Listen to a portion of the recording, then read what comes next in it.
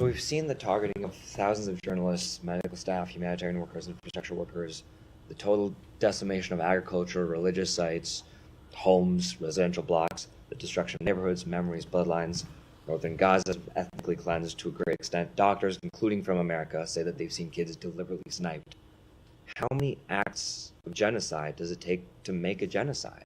So, look, I appreciate what you're trying to do with the way that you phrase that question, but let me just say again unequivocally that the allegations of genocide we find to be unfounded. That being said, a number of areas continue to be of deep concern to the United States.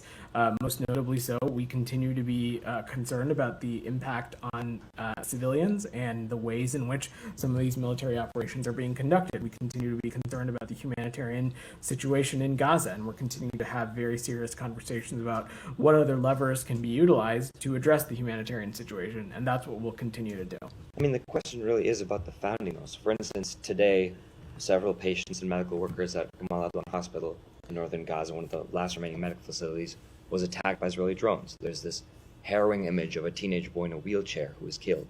This is after a week of Israeli forces killing a Save the Children staffer, 3 World Central Kitchen workers, a head chef of the Gaza Soup Kitchen, an ICU director shooting a 10-year-old girl. And that's in a matter of days. And how do attacks like these that apparently are not an aberration, considering we've seen these over and over again, have anything to do with Hamas?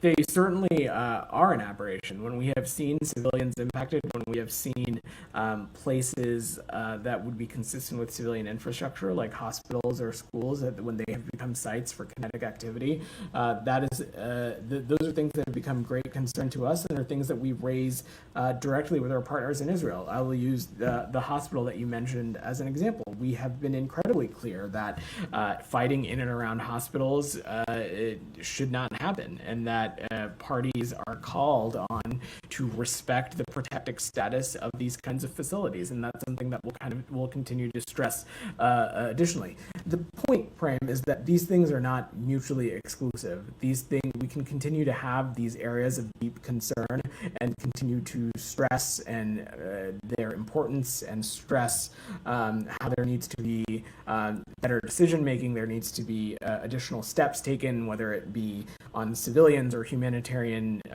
situation.